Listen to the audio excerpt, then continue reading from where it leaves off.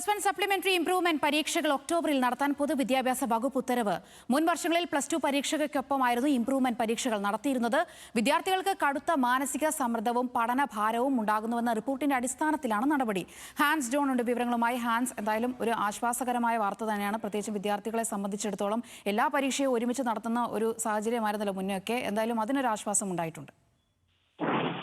തീർച്ചയായും സോന, വിദ്യാർത്ഥികളെ സംബന്ധിച്ചിടത്തോളം വിദ്യാഭ്യാസ വകുപ്പിന്റെ ഈ നടപടി വലിയ ആശ്വാസകരമാണ്. കാരണം കഴിഞ്ഞ 2 അധ്യയന വർഷങ്ങളിലായി +1 സപ്ലിമെന്ററി ഇംപ്രൂവ്മെന്റ് പരീക്ഷകൾ നടത്തിയിരുന്നത് വർഷാവസാനത്തിൽ അഥവാ +2 പരീക്ഷയ്ക്ക് ഒപ്പമായിരുന്നു. ഇത് വിദ്യാർത്ഥികൾക്ക് വലിയ രീതിയിലുള്ള മാനസിക സമ്മർദ്ദവും പഠനഭാരവും ഉണ്ടാക്കുന്നു. ഒപ്പം തന്നെ ഈ കഴിഞ്ഞ 2 അധ്യയന വർഷങ്ങളിലും +1 ഇംപ്രൂവ്മെന്റ് സപ്ലിമെന്ററി പരീക്ഷകൾ നടത്തിയപ്പോൾ വലിയ തോതിലുള്ള മാർക്ക് വ്യത്യാസം വിദ്യാർത്ഥികൾക്കിടയിൽ കാണാതെ വന്നു. തുടർന്ന് വിദ്യാർത്ഥികളും സംഘടനകളും വിദ്യാഭ്യാസ വകുപ്പിന് പരാതി നൽകി. ഈ വർഷം തന്നെ, അല്ലെങ്കിൽ ഈ +1 പരീക്ഷകൾ പൂർത്തിയായി റിസൾട്ട് വന്ന വർഷം തന്നെ ഈ +1 ഇംപ്രൂവ്മെന്റ് സപ്ലിമെന്ററി പരീക്ഷകൾ നടത്തണം. ഇത് പൊതുവിദ്യാഭ്യാസ ഡയറക്ടർ സർക്കാരിന്റെ അനുമതിക്കായി നൽകി. ഇതിന്റെ അടിസ്ഥാനത്തിലാണ് ഇപ്പോൾ +1 ഇംപ്രൂവ്മെന്റ് സപ്ലിമെന്ററി പരീക്ഷകൾ ഒക്ടോബർ മാസത്തിൽ തന്നെ നടത്താൻ പൊതുവിദ്യാഭ്യാസ വകുപ്പ് തീരുമാനിച്ചിരിക്കുന്നത്. ഇതിന്റെ അടിസ്ഥാനത്തിലാണ് ഉത്തരവ് പുറത്തിറക്കിയിരിക്കുന്നത്.